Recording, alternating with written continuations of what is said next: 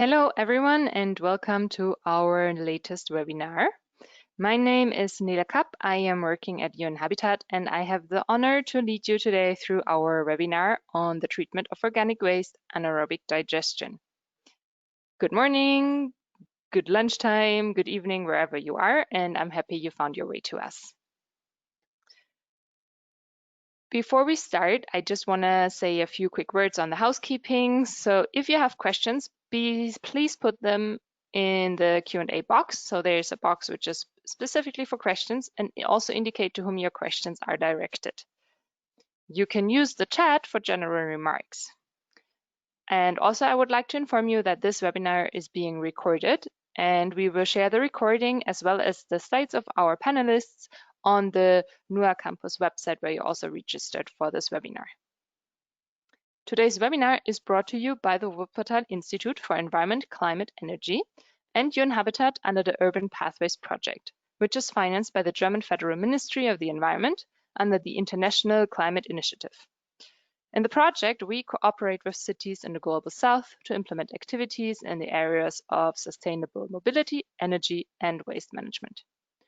The aim of the project is to contribute to the climate targets, the SDGs, and the new urban agenda.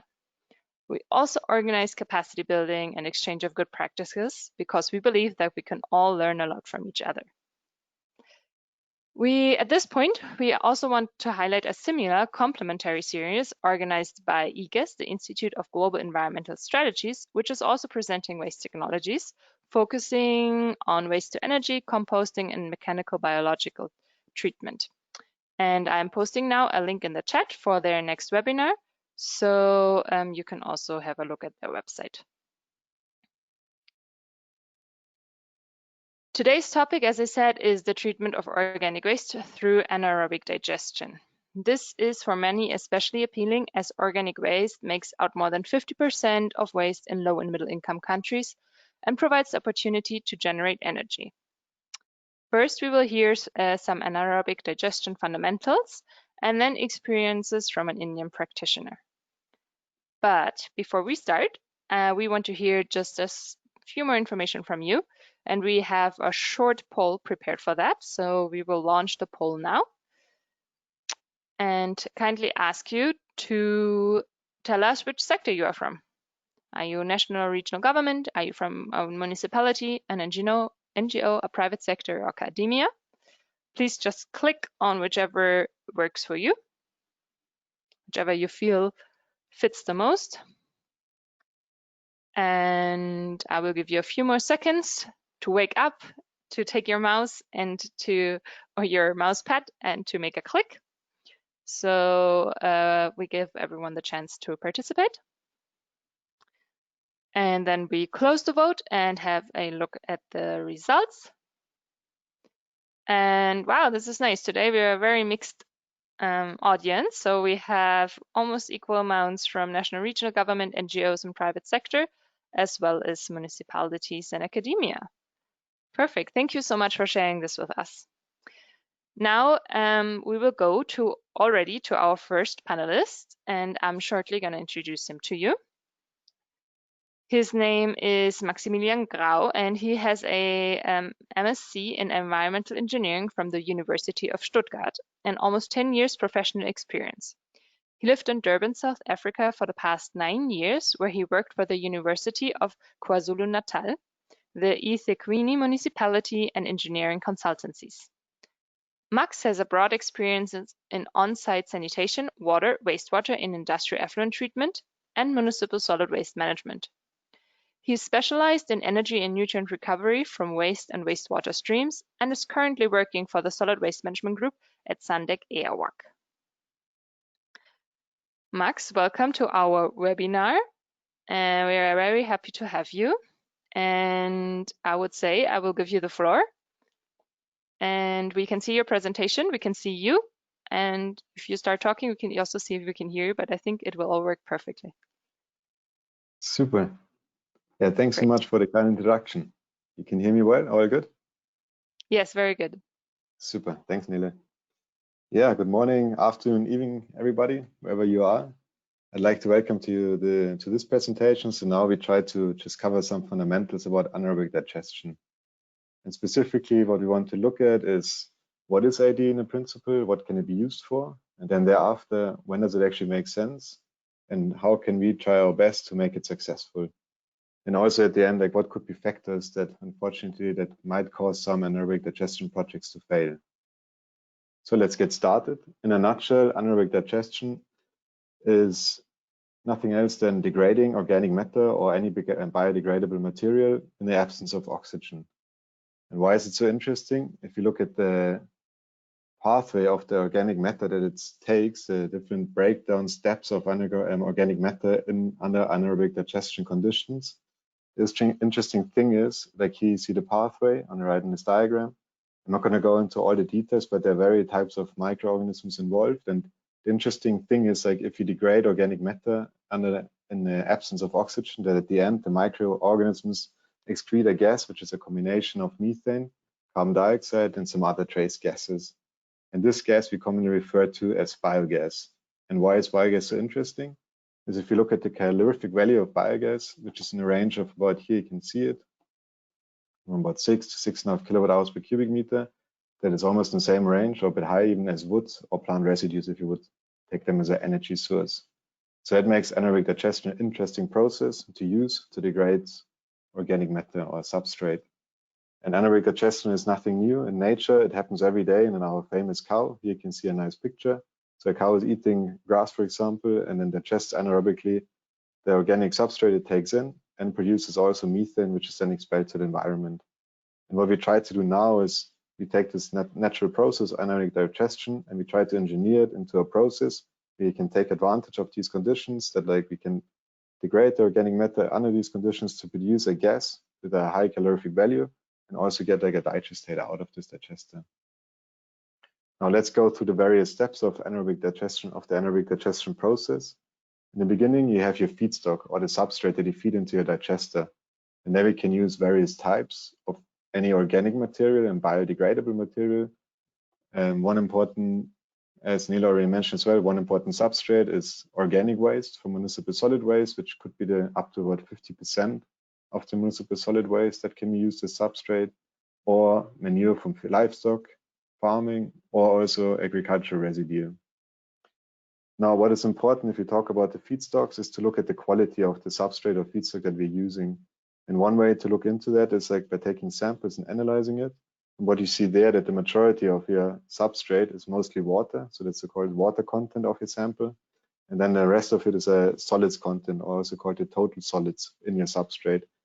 And here, the interesting thing is to look into the organic fraction of these total solids. So if you were to take your substrate and you would like burn it and extract all the water and burn it even further, you might end up with like a certain fraction called the minerals or the ash, which is like just remaining after like burning your sample. And the stuff that you basically have burned or evaporated is the so-called volatile solids, or also represents the organic fraction, and that's available for anaerobic digestion. And here you can see in this table a short overview of various substrates, potential substrates for anaerobic digestion, and their different compositions. As you can see, that market waste of vegetable waste or organic waste in general has a range of about 25 to about 40% total solids.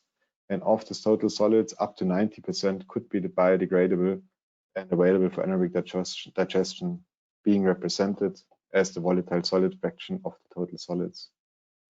And what we can do is we can run small lab scale experiments and see how well these substrates under anaerobic conditions are being decomposed and also produce biogas. And then we get something to so-called methane yield. So we analyze basically on a small scale how much of the volatile solids of your sample can be converted into biogas. And here you can see various substrates again. And then for like municipal solid waste or food waste, we're somewhere in the range of 400 to 600 liters of methane per kilogram of volatile solids that you add to your digester. Now, there are a lot of different types of anaerobic digesters out there that you could install on the field. One way to distinguish them is, for example, by looking into the solids content that is present in your digester. And there we have two different major types. One is the,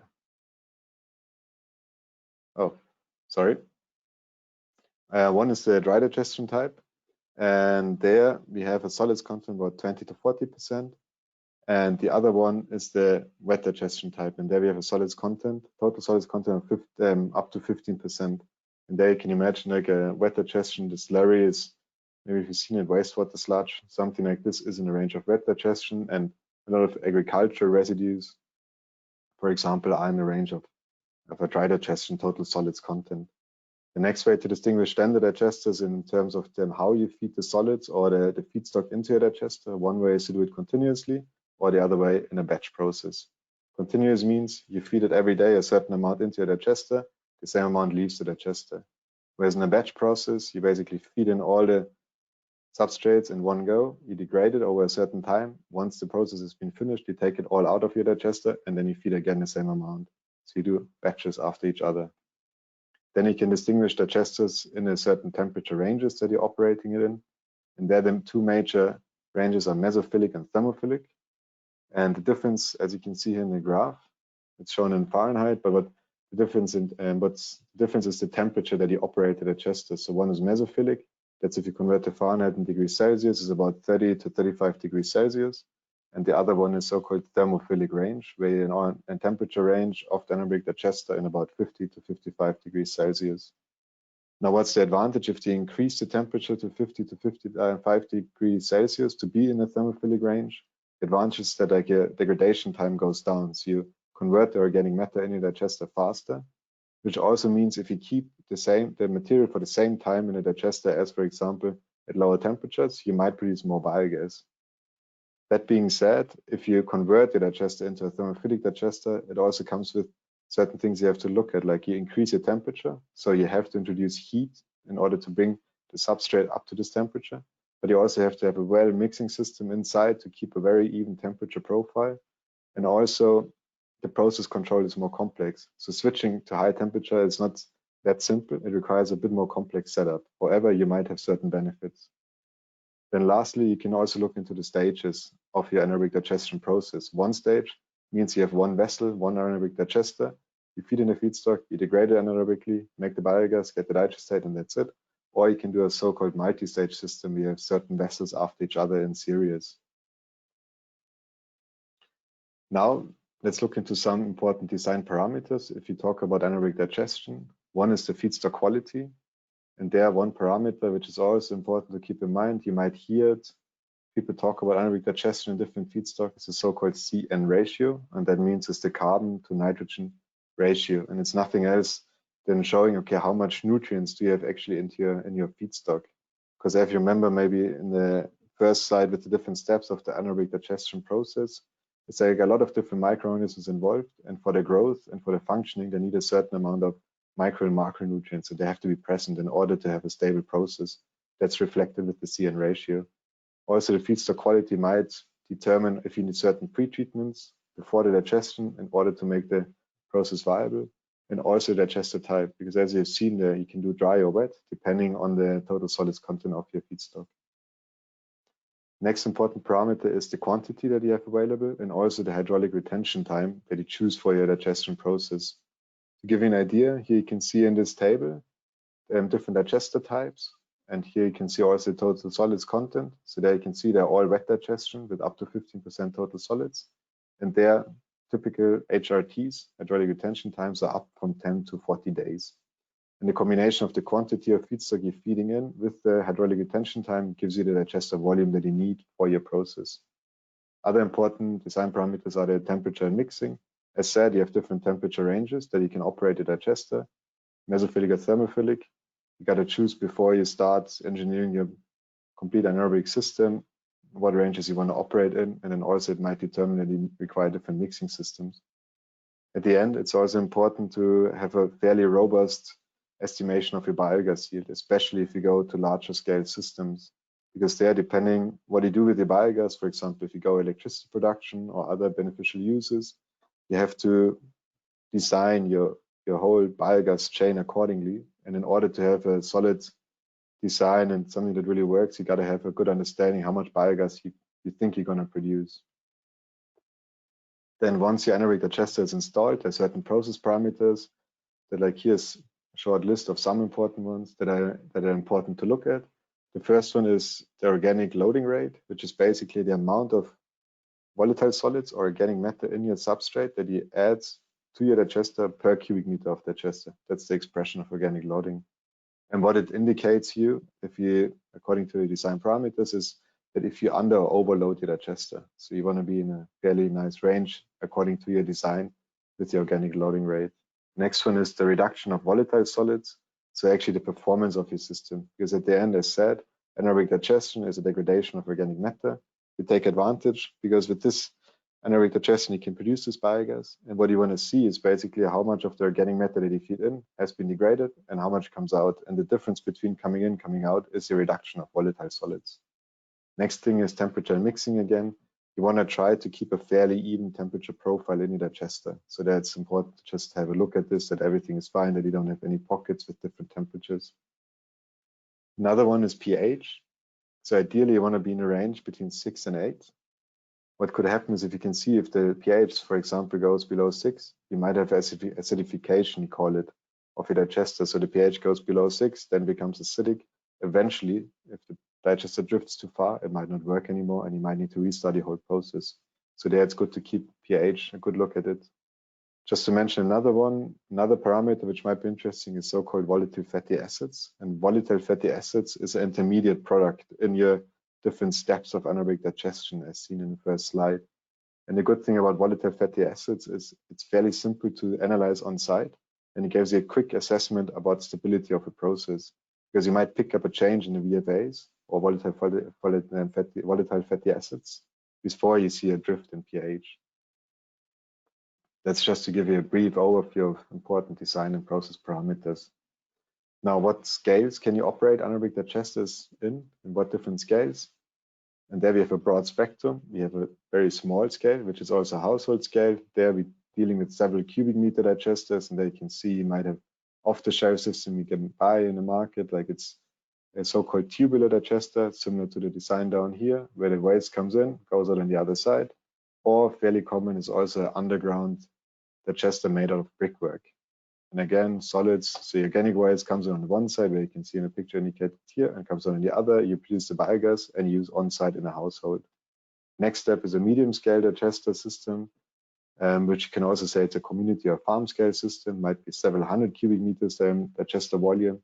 And it could be either, for example, an upgrade of like a small-scale system, like this tubular digestion system, for example. You can increase in size, make several in parallel to treat more substrate, or you can have a new type of system like this small digester vessel, which is fairly common for community scale systems. The next step is going to large scale systems, which they have digesters with several thousand cubic meters volume.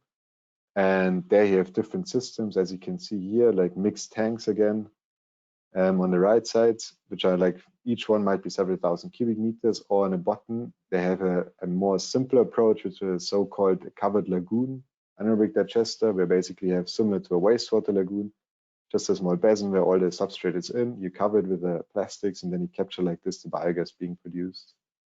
And to give you an idea here, that it's like a dry digestion system. So all the other systems you see on the slide are wet digestion, so solids content up to 15%, and also continuous. So you feed in every day and comes out every day the same amount as you feed in.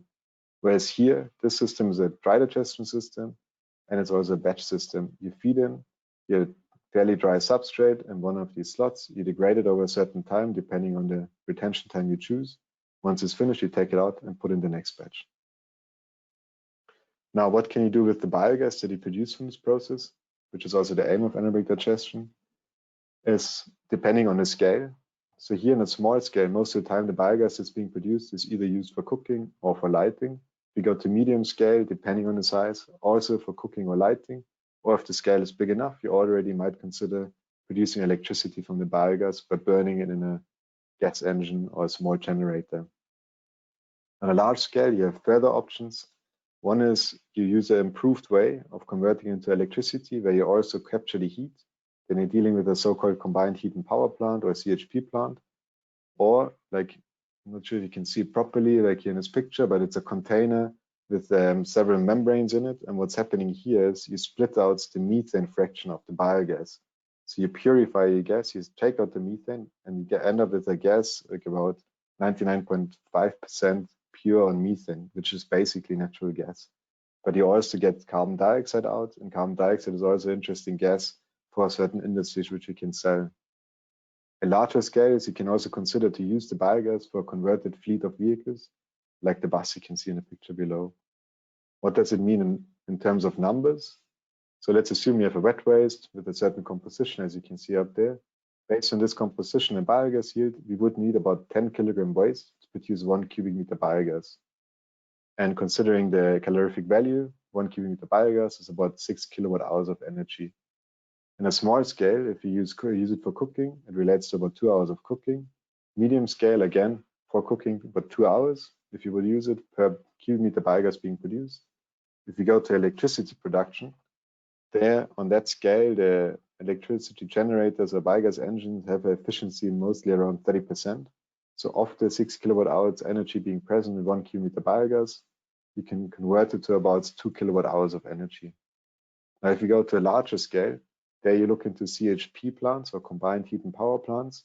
Their efficiency is a bit higher, so they can convert up to 40% into electricity, which relates to about 2.4 kilowatt hours of energy, electrical energy. And you can also capture the heat that's being released in the production process in this engine, and they can recover up to 50%. That relates to about 3 kilowatt hours of thermal energy.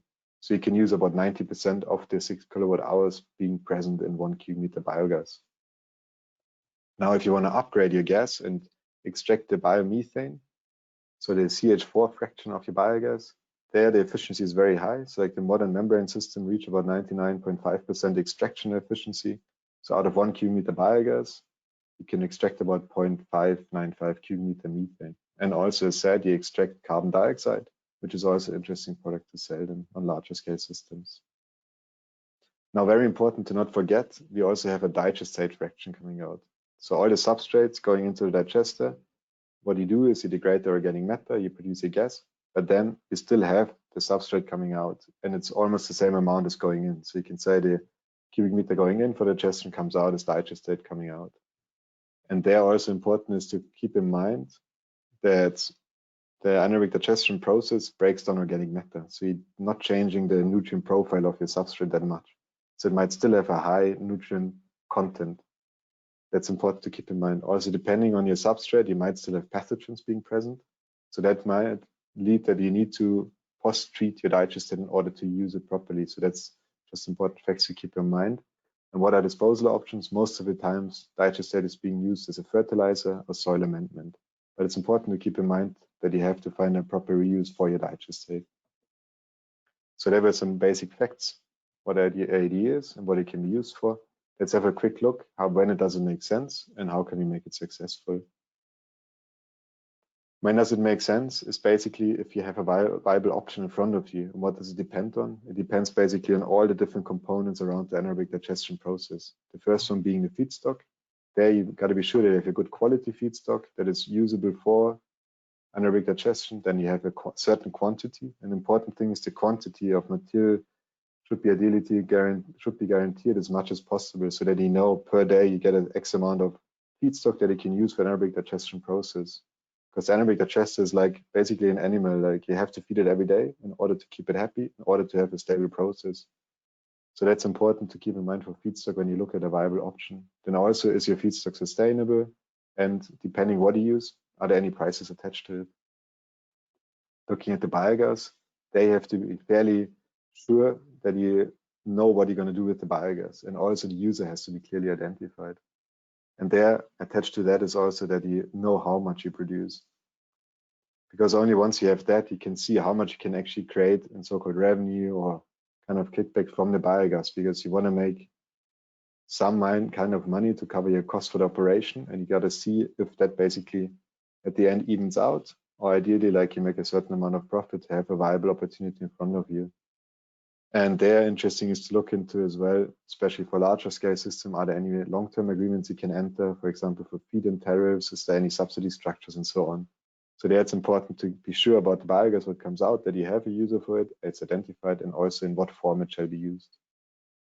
And also, as mentioned before, very important is to be clear about the disposal of the digestate, that you know what's going to happen with it, where you can dispose it, who can take it off, ideally like for any beneficial purposes, like as soil fertilizer amendment. And there, ideally, you can enter long-term agreements, so it's kind of guaranteed the offtake. Depending what feedstock you use, maybe you have to post-treat your digestate. There might be costs attached to it as well, just to keep in mind. Now, how can we make it successful? An anaerobic digestion project is that we can make it successful if you look at the whole scope. So first, there are certain factors we can say. First, one factor which is important is to be clear about the complete scope. As said before, the scope is the feedstock you have, the biogas, the digestate, all these different fractions, all these different parts of the anaerobic digestion process. You got to be clear what's going to happen there. Then also important is to be engaging with all stakeholders that are involved, especially on bigger systems where you might deal with a certain company or a certain entity giving you the feedstock, being at a municipality which gives you the land for the anaerobic digester, or where you feed an electricity into a grid that say you have certain agreements. And also with the digestate, the stakeholders being involved for the offtake. But on a smaller scale also, that if you do household systems, that you engage with the stakeholder that understands the full scope of the system, so that everybody's aware what's happening, what's the benefit, what's important to keep in mind there. Then also the appropriate technology for your local conditions. And there, for example, if you use a feedstock, you don't know, you're not 100% sure how degradable it is. Is it very well usable for anaerobic digestion? Then in worst case, you might fall back and say, hey, let's do a pilot testing to gain more confidence and also to test the appropriate technology. That also it's also important for the biogas. So if you're not 100% sure with a certain feedstock, how much biogas you might get or what you want to use for, it's always better than to consider pilot testing. And what I've seen there as well is in certain countries where anaerobic digestion might not be as implemented as in other countries, it might be good to run a pilot. And pilot is not like a lab scale one. The pilot there we would say it's about the pilot's scale of a 20 to 30 cubic meter digester. They can show people that the process is working and also to increase the confidence that the system going to work on a bigger scale. So that's important to keep in mind.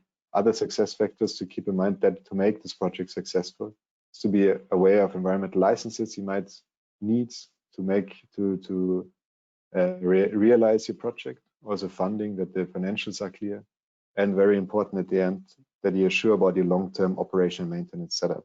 How we can run this anaerobic digesters for the next 20 years, how we can set up, how many people would you need, it depends on the scale, how you can deal in the household level with the people to support them for a long-term operational maintenance, to be sure that this system going to work in the next years. Now, how does it look Max, worldwide? just to alert you that maybe if you can finish in about 2 minutes. Cool, I'm almost done. Thank you. Just quick on Europe. There, the leading country is Germany, about 11,000 systems being installed, mostly agriculture, a lot of medium scale. In Africa, there are certain systems installed. South Africa, for example, manure digester. In Ghana is a system. I've seen one in Nigeria, or I've seen information about it, which apparently is in operation since 2014. Then interesting, I would say, is in China, there might be leading in terms of household digesters, with about 28 million being installed already, but they're also starting to install bigger scale systems. And then in India as well, it's very interesting to see there's already a lot of household digesters with about 5 million being installed, as far as I found facts, and also other biogas plants in planning or already installed. At the end, what causes ID to fail? Let's have a quick look at that. Fail factors. One thing could be the financial or the economics, and that might be that at a small scale you have more issues because you're dealing with households which might not have the financial means to guarantee a long-term setup. Medium and large scale funding is important as well, but you might have better access to funding. Social culture barriers, small scale might be bigger fail factor than at bigger scales, because households might be reluctant if you, for example, use fecal sludge as a substrate as well. Engineering design goes up, the risk goes up with the scale because the system becomes more complex. Construction, I would say, is an equal risk for all systems. Although at small scale, it's less complex, but if you use builders for your brickwork digester, they're not trained well, it might still lead to a risk of failing. Very important, again, to stress operational maintenance. Small scale, not as high as bigger scale system because of the complexity. It's still very important to keep in mind how you can guarantee a long-term operational maintenance of your system to be successful and to avoid failure. To sum it up, AD is viable for a waste management solution to treat organic waste, might also play a role as a renewable energy source. There have been a lot of installations worldwide and new developments are happening as well. it can make sense, but you have to be very cautious about your planning and also be very aware how you can execute the process and how you can execute your project in keeping the success and fail factors in mind. Just open up your mind. Anaerobic digestion is not the only way to treat organic waste. There are other options like composting, vermicomposting, black soldier fly larvae, which is very popular at the moment, or pyrolysis as well. Super. That's it. Thank you very much. Great. Thank you, Max, for this very interesting insight in the fundamentals of anaerobic digestion. There have already been some questions. However, I would like to wait until after our next presentation to take on the questions. So to all our participants, please feel free to keep posting your questions in the chat or in the questions box, but we will have like a dedicated Q&A session at the end. Before we go over to Simi, I would like to launch the second poll because now you've heard what anaerobic digestion is, and you've heard it's basically already all over around the world. And now we want to know from you if you think you have an anaerobic digestion system in your city. Please tell us if yes, no, or if you're not sure. So we'll just give you a bit of time to think about this, to wake up again, use your mouse or the mouse pad, and to give us an answer to this question. Just a few more seconds, so hurry up to be part of this short poll. And then we see the results, and 60% of attendees say they have an anaerobic digestion in your city. Wow, that's great. A third is not, it doesn't have it, and a few are not sure. So this is already a great result, I would say. And now we will go also to a city which has anaerobic digestion. And presenting is going to be Simi Zashi, who is the project coordinator at the Center for Heritage, Environment and Development, which is the research and development wing of the Kochi Municipal Corporation in India.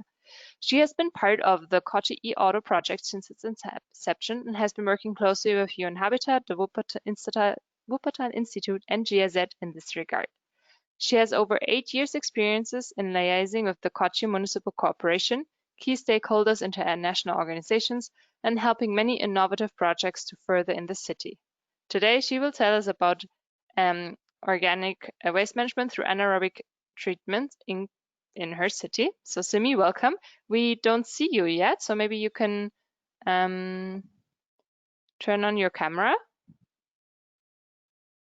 Yes, perfect. Great, so we see your presentation, and I would say the floor is yours, and we are looking forward to hearing from you. Thank you, Lily.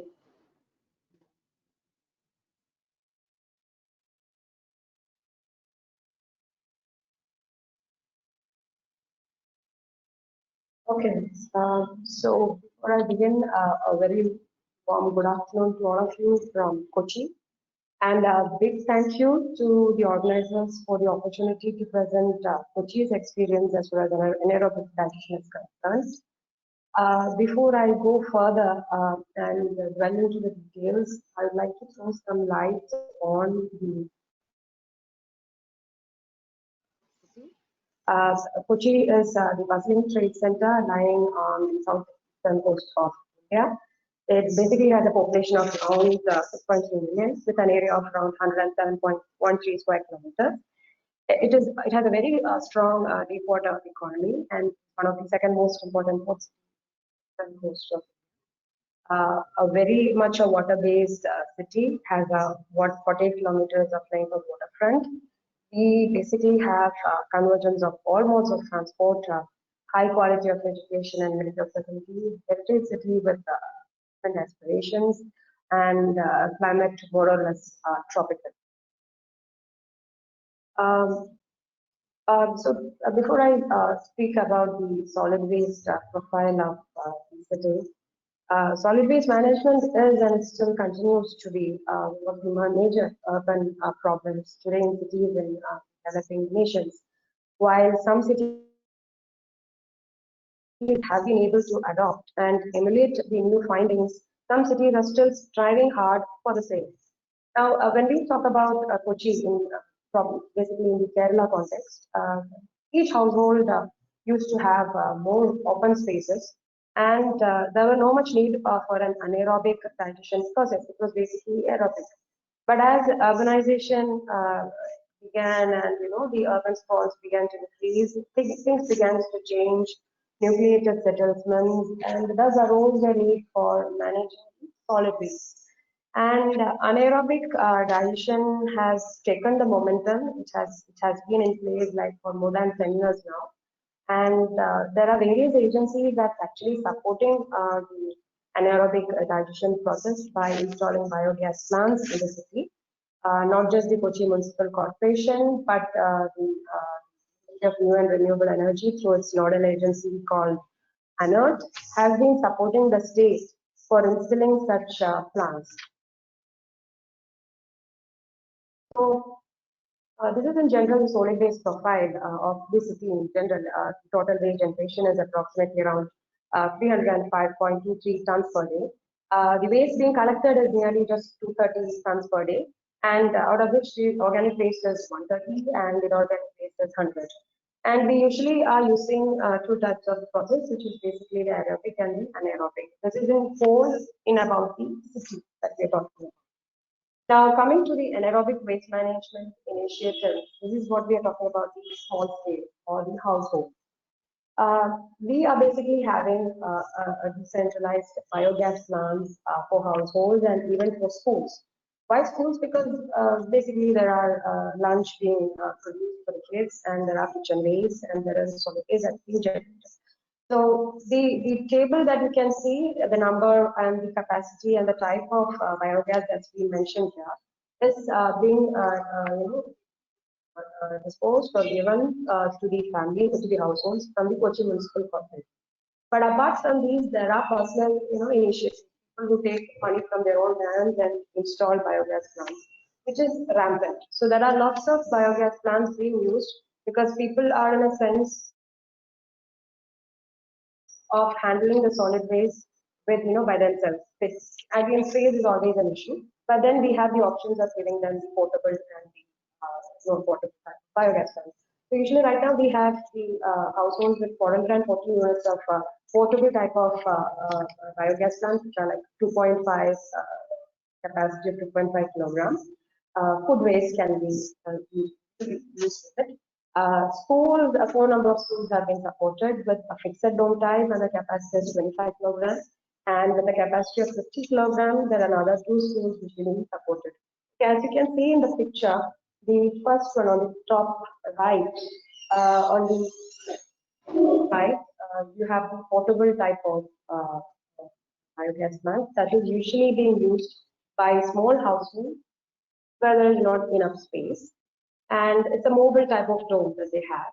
And the other one on the right hand side is the side or the underground. We have the overground as well as the underground biogas plants that's being used in the households. Coming to the next slide, types of waste that's being treated, of course, is Max has already covered it. We have the livestock waste, the crop waste, and the food waste is basically the three types of waste that are utilized for functional plants. As this is more or less similar to what Max just showed, this is what exactly is what we are following.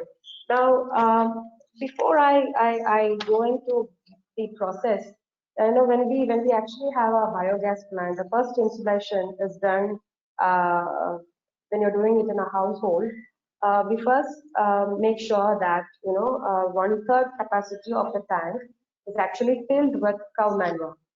And this forms the base for the microorganisms to flourish. And it's nearly 39 degrees Celsius is the temperature that's actually maintained within the plant.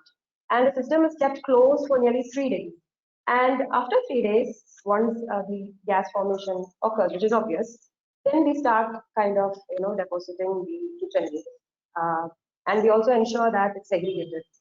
That is, kind of cut them into smaller pieces so that it's easily digested and it doesn't cause any kind of blockage in the biogas plant. And that's done as per the plant capacity, usually around 1 to 1.5 kg of kilograms of food solid waste is actually generated in a house. Presumably on an average, needn't have to be always the same. And and each household is always given an advice not to overdose the biogas plants because that can lead to an generation of more of carbon dioxide than methane. So these are the things that we always kind of tell the people before they're using a biogas plant, and to not use stuffs which are like neither too much of acidic or neither too much of alkaline. So a pH of 6 to 8 has to be maintained, and advice or guidance is given to them as to what kind of waste can go into the biogas plant. It's usually the kitchen waste that's actually going into the biogas plants in the city. More of kitchen waste, and if there is an agriculture or more kind of a gardening or something, probably crop waste.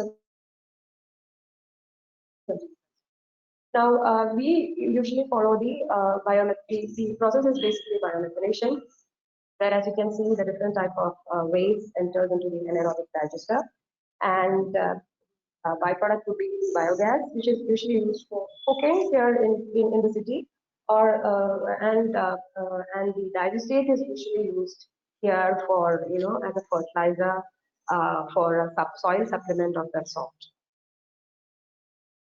The process, I believe everyone should be knowing it because I really don't have to go into detail. Once you have the substrate, basically the food that the substrate that we use into the biogas plant, which is basically carbohydrate, proteins, and fats. And once they enter into the biogas plants, it's usually the hydrolysis process that's happening, and they are converted into soluble organic compounds, basically amino acids and fatty acids. And then the acidogenesis happens through the acidogenesis microorganism, and acid formation is taken place. Alcohol, again, the byproducts are alcohol, carbonic acid, and volatile fatty acid. And once that happens, acetogenesis takes place, and then the acetic acid formation, which is acidogenesis. And then we have the end product, which are the methane and carbon dioxide. So in the usual process, it's usually methane, which is on a higher end, and less of carbon dioxide. But if we do not provide proper waste, it's the other way around, and it couldn't be probably be used for any purpose. Kochi's experience with regard to the biogas plants have been quite been really because we've been talking about sustainability solid always there happens every year, So this is we are trying to actually promote, even through the Kochi Municipal Corporation. We are actually trying to promote installation of biogas plants. Environmentally, it is very much sustainable because process biogasification is an environmentally friendly process, and and the gases are very much environment friendly, and it is not kept out in, but it's kept at higher pressure and it's used for various other purposes.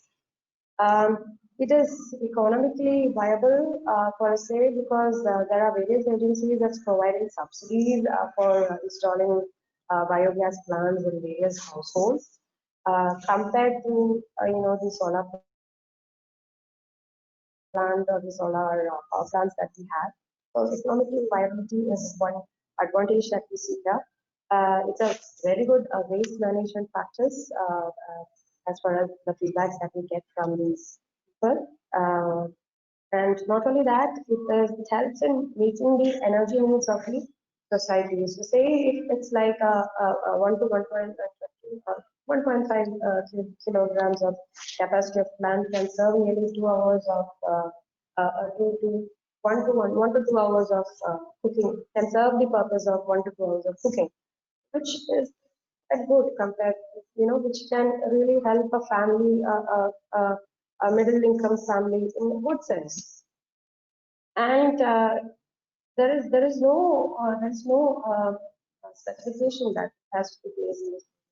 There is no place barriers. Like biomethanation plants can be located in any small municipality or areas and small towns. That it does not require a huge area, and that is one major reason as to why biogas plant has become so popular in Cochin, not just in Cochin cities, but other municipalities in Kerala.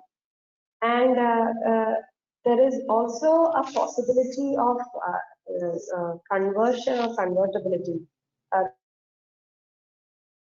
That is, just Max mentioned, that it can be converted into electricity or can be, and it can be used as a biofuel, which is happening right now. The possibility of converting into electricity is yet to be, explored. It is happening in many other parts of the country, but discussions are actually on with ANERT and the MNRE on the various options that we could actually look into, or how a small household could actually, use use the biogas plant end product for converting it into electricity. So discussion is on that.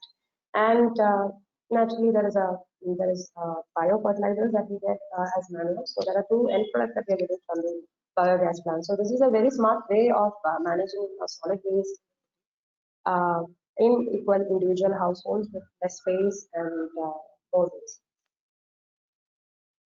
Now, when we are talking about the good experiences that we are having as far as the biogas plants are concerned, there are certain drawbacks that we have actually received from the users.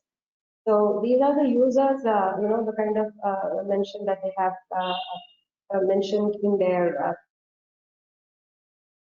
feedbacks. One would be the odor nuisance. So the kind of smell that they kind of emit once the gas is formed is kind of a nuisance, is kind of a nuisance that people are mentioning in their feedbacks. But a closed and a fixed type of biogas plant, I'm sure it wouldn't be as uh, as an issue as a portable type or a mobile type of.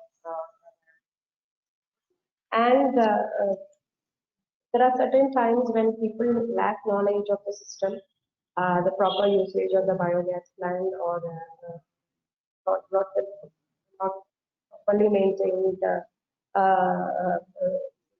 and which can actually damage the biogas plants, which I felt is to be one of the drawbacks because the system needs to be properly be maintained and looked into. Another threat that has been mentioned is the gas leakage. We had this plant in one of the markets where a larger fixed dome type of biogas plant was placed, and there was a mention of gas leakage and a possible threat of a blast because the methane gas was so much filled in the dome that it was highly under pressure, and I don't know how, but then it was resolved. But there was such an incident that kind of came into my mind that I have mentioned it here. So these are very small, but I think with a proper maintenance support and everything, these are all kind of problems that can be detected and can be resolved. So our order has always been a problem. So we actually are looking into technologies that might help us with the adoption of order reduction technologies. And one more thing that we feel we need to do is like create a more public awareness regarding the importance of having a self-resilient waste management system, and waiting for a waste to energy plant to come up in Kochi. So we kind of are trying to feed this thought in their minds that my waste is my responsibility. So we are urging the people to kind of take up this waste management, or the waste that they generate, at least the organic waste that they generate, kind of segregate and kind of settle the waste within the possibility of the anaerobic digestion. So this is was what basically we are trying to do. My waste is my responsibility, and because there is a major issue of not in my backyard kind of an attitude amongst the people, we are trying to give them maximum support through the subsidies and other central supports that we could get for the distribution of the biogas plant. So this is our motto nowadays, like my waste is my responsibility, and we are trying to go ahead with this. Thank you. Thank you. Thank you, Simi, for this very interesting insight into the small scale or like the waste management in Kochi. And I would now like to ask both you and Max to come back to join me with your videos on so the participants can see you. Both of you can join and we will go right away into our Q&A part of the webinar. And as we still have some time left, we want to use the opportunity to give, whenever possible, the attendees to pose their questions directly. So there have been some questions posted in the question panel, and we will just give the word to Muguru David Ngige, who wanted to know a few things. And Muguru, you're now unmuted, so please just directly ask your question, and please let us know if you want to ask Simi or Max or both of them to answer it.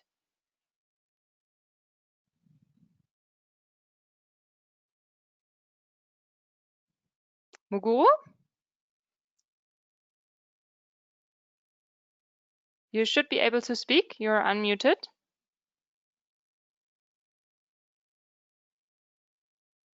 Okay, if you're too shy, we will just pose your questions to the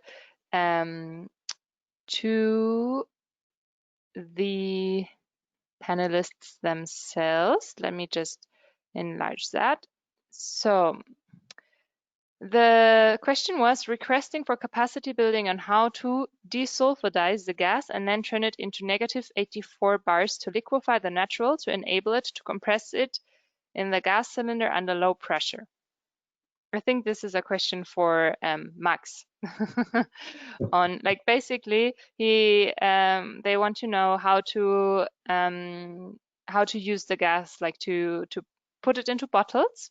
Like he also gave an explanation in the beginning saying, as I practice the organic fertilizer making from urban biodegradable waste under the Dajopan Waste Management, how can the grassroots organizations be empowered to manufacture and bottle biogas to supply and to sell to urban slums to mitigate the use of firewood? And I think then he specified what their technical issues are. So maybe you have something, Max, to tell him. Yeah, thanks for the question. That is an interesting question. So, and there depends highly on the scale as well. Like if you look into upgrading a biogas, so extracting the methane fraction and then converting into especially liquefied natural gas, it is quite a more complicated process and determines a certain scale of the operation. And before, like as you indicated already, it's important to desulfurize. So like in your biogas, what you get out is H2S as well, which causes the odor. So Simi, that maybe might be interesting for you as well. Like that might be the odor component people are complaining about. So you can extract that with certain processes. But what I would rather recommend is, Nele, maybe you can forward my email address, or then you can send me a bit more details about the project. Because there I need to see as well how I can assist, or what I can do as well is like to forward to basically companies offering these kind of systems. Because then it becomes fairly technical. So I can help with the broader context. And then if you really look into a solution and getting some costing in for how much does it cost to introduce such a process and at what scale it is possible, then I can send more information as well context to companies. Perfect, great. Yes, I will do that. Maybe just something to do you add. Want Like to yeah, if just a minute, like because we recently looked into a project from our group as well in Zimbabwe at a refugee camp, and there was as well the question, like if you produce anaerobic and the biogas in one location, how can you bring it to the users if you have a centralized digester? And we looked into using biogas backpacks. So there are some organizations that use basically the biogas without going all the way, to extracting methane, making a liquefied product with pure natural gas similar to LPG. There are organizations or companies as well offering so-called a biogas backpack. So you fill your biogas as is straight into basically a plastic bag, about a cubic meter size or 2 cubic meter size, and people can bring it to the household, put something on top of this bag, like stones or tires, anything that doesn't damage the lining, and then you have certain pressure to feed it into your cooker. So that could be an option as well, but there again, we can look into details maybe then. If you can send me some more details about this present project, we can see how we can assist. Great. Thank you so much for that answer, and I will set the both of you up. Then the next question came from Gamini. Now we will try again if we can unmute you. Dr. Gamini, you're unmuted if you want to pose your question yourself.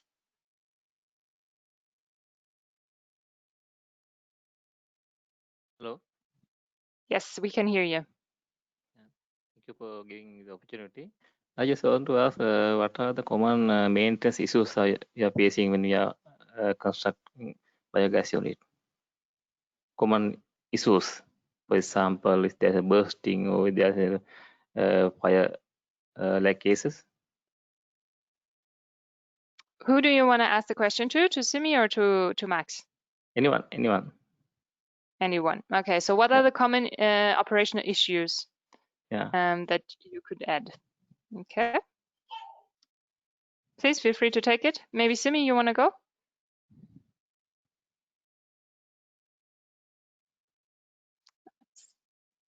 Yes, major issues are like, small households are having issues with regard to maintaining it. If they're not having a proper knowledge about the entire biogas plant, then they might have to, that can also create a problem. Apart from that, gas leakage is not a major issue, or nothing of that sort has been ever mentioned in smaller or in small scale biogas plants. He is asking of the household plants. So it's just that people need to understand that segregation is much important when they are opting for biogas plants. And sometimes the issues that we face is with segregation. People kind of dump in the whatever kind of kitchen waste they have, they just go and dump it, and it can kind of create blocks in the plant. So that is one issue that we have actually dealt with. Apart from that, there has been no much problems with the plant, and it has been going okay. Thank you. And Dr. Gamini, I saw you're having a second question. Maybe you can pose that one to Max. Yeah. Next question is, for example, we are using livestock waste for biogas unit. I think there is a lot of bony part there, that in hard particle. Is there any mechanism you are suggesting before feed into the unit? Like you mean bones from like meat or similar? Yeah. Okay. Yeah. So Max, the question is, I think if you have the organic waste, which also contains of a lot of bones or similar, if you need to do some treatment on it before feeding it to the biogas plant. Yeah, it depends on the scale as well. So if you do it on a medium or bigger scale, and you really have, for example, carcasses, so dead animals, for example, from a livestock farm or anything like that, then you would need to shred it. So you would need to bring down the particle size to smaller pieces, because then you're dealing as well with pumping systems and things like that to feed it into your digester. And to avoid failure of your technical parts, basically the best thing in the beginning is to shred it down to small particles. And the particles basically remain in the digester and come out as is. So not taking part in anaerobic digestion or breakdown or contributing to the biogas, but in order to avoid any issues with your technical setup, it's in the beginning might be recommended to shred it down to small particle sizes. Yeah, thank you. I'm not sure if that answered all, or? Yeah, it's okay. Okay, super. Thank you. Yeah, thank you. Great, thank you so much. Then next we go to Lena Budde who had a question for Simi. Lena, we are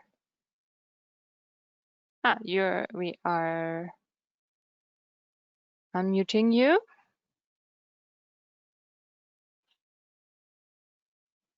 Yes. Hi, this is Leena, and I'm from Nagpur in Maharashtra. So it was really nice to see your presentation. But one of my question is that I was just wondering, you mentioned that the Kochi Municipal Corporation actually gave these portable biogas plants. Was it free of cost, which was given to the household? Yeah, it was, hi Leena, thanks for the question. It was basically to people who are like, I mentioned in a certain level income groups. Now in Kochi Municipal Corporation, there is a clear demarcation of the, the lower income middle group and, Oh, 49. There are certain people who are like, and depending upon the household area. So there were people who actually applied for biogas plants when we actually made an announcement that so many number of people would be given biogas plant depending upon their eligibility and how it's gonna be done. So there were people who actually applied for it. For certain people, we actually give them for free, and really, and for some of them, we actually gave them like a 10% subsidy, and subsidy was given, and they actually took it up. And for some section of the people, 90% of it was given. so what was the cost of the biogas plant? The cost would come to around 10,000 rupees. Okay, okay. Okay, thank you. Because in India we generally see. It's actually 10,000 for 2.5 kg capacity of portable plant, household plant. Yeah. Okay, no, but in India you generally see that the biogas plants are very common in rural areas. But when you look at the urban areas, when you see the setup in Kerala and in places like Goa, it is very different than the actual urban areas in India. So how will you, I mean, have there been any instances where you have installed these biogas plants in a flat scheme? I don't know whether Kochi has a flat scheme though. Uh, Yeah. You can complete. Yeah. Hello. yes. I just wanted to know whether have you all installed these portable biogas plants in a flat scheme? You know, Um, it is not. It is not because okay, biogas plants are actually taking a small momentum only in households, in smaller households. So it has not been that much of a momentum, but comparatively, people are taking it up. People are taking it up, and okay, it's slowly proceeding. So we hope that it will really slowly gain the much needed access and much needed momentum that is happening all over India compared to the country. okay, Steps are slow, but it is happening. okay. Thank you, thank you. Sure, thank you, Lena. Also, if anyone else has a question, you can just raise your hand. So you have on your control panel the possibility to raise your hand. This way we will see if you have a question, and we can then just unmute you and you can directly ask your question. Next person is already someone holding their hand. Bushan, yes. So Bushan, you're next up with your question and you're unmuted. Thank you. My question is, my question is to Max, is on, okay. Any experience on fecal sludge, digestion of fecal sludge, either directly or by mixing it with other feedstocks such as chicken manure or so on? Are there any successful examples of how it can be done? And to what extent the volatile solids content can be lowered, but still get gas out of it? I assume that with fecal sludge, that's the problem with the sludge already being partially digested as it comes out of septic tanks. Thank you.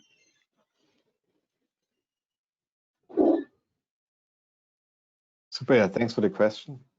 Yeah, this is a good question. So with fecal sludge, in general, the organics, if it would be fresh feces, definitely there's a high biogas potential, and you can use for anaerobic digestion.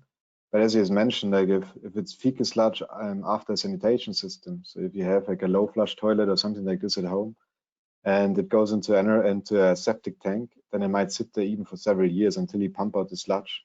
And then if you use that sludge, it basically has already gone through an anaerobic digestion process, being in a septic tank. So like the yield you're gonna get out if you take out that sludge from a septic tank and put it into an anaerobic digester in a biogas plant might not be that high. So it's better, if feasible, to get the feces as fresh as possible. And co-digestion with other substrates, it's possible. So you can use fecal sludge or septic sludge. You can try, if you digest it, for example, if you have a wastewater treatment plant close by where already wastewater sludges are being digested in anaerobic digesters, you can co-feed them into there. So people have done it before, but as said, because septic sludge is already degraded to a high degree, that like the additional methane you're going to get out isn't that high. So you need to see if that's really useful to do. If you look into other feedstocks like chicken manure itself has a high biogas potential, but they have to be careful because chicken, for example, compared to other animals, they excrete feces and urine in the same way. So the manure has a high nitrogen content. And this high nitrogen content, if you don't deal with it properly, it might lead to ammonia inhibition in your reactor. So it might lead the process to fail. So there are certain ways how you can extract, for example, the nitrogen content ammonia before the digestion process. Then you can take full advantage of this high energy content of chicken manure, or you can do it in different ways afterwards and diluting it with water, process water upfront. So principally, yes, fecal sludge is a good source. Ideally as fresh as possible. Septic sludge already degraded. Co-digestion with other substrates like chicken manure is feasible, but one has to be cautious, especially with chicken manure because of the nitrogen content. I hope this helps. Thank you. Super. Perfect, thank you. Any other questions? We have a couple of minutes left. So now is the chance to ask your questions. Raise your hand and you will get the opportunity. You can also still write in the questions box if you prefer that. But I will just give you a few minutes. Looking at the questions that were posted, we can maybe pick up one up that Dr. Gamini, who already was on talk to you, said. So maybe we can ask Simi that. What kind of maintenance process is needed for biogas unit for sustainability? So maybe you can tell us how the households have to take care of their biogas units.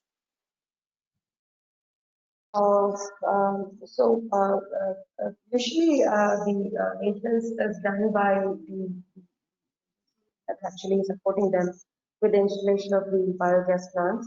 And there is a technical person who's always assigned it. It's from the Kochi Municipal Corporation. Then there is a service provider who's actually doing the biogas plant or supplying the biogas plant, and he would be actually instilled with the kind of support the households would require. The kind of information, knowledge that they need, and what kind of a maintenance is required is usually given to them by the concerned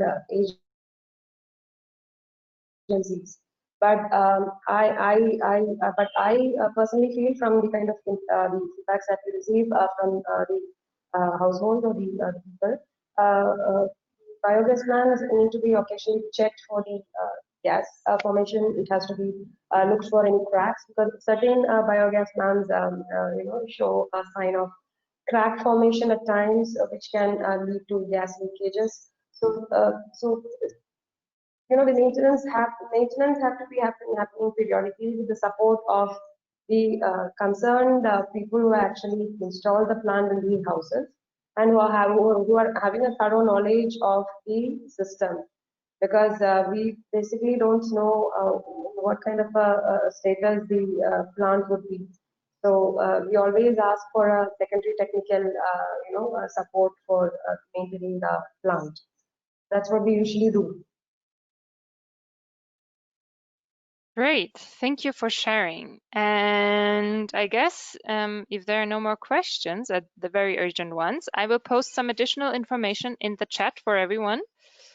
Please have have a look. It's the link to a publication also by EAWAC, so the institute that Max is working at, and they have a very informative publication on anaerobic digestion of biowaste in developing countries with practical information and case studies.